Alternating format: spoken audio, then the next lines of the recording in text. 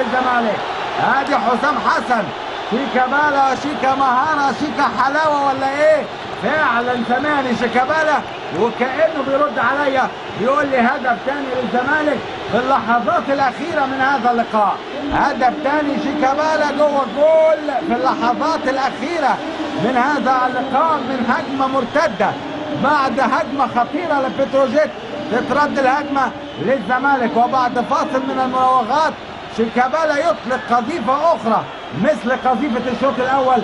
لكن بصوا الحلاوة، بصوا المهارة يا ولد يا لعيب يا شيكابالا. حط على الرجل الشمال والقدم اليسرى في الزاوية اليمنى. ادي كعبه بشماله ماشي بيمينه ماشي وتسديدة قوية حلوة حلوة حلوة يا ولد يا لعيب يا شيكابالا.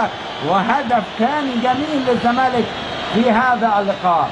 ادي شيكابالا وحاططها والراجل يعني ببطن رجله كده في الزاويه اليمين جوه الجول. الهدف الثاني للزمالك 2-0.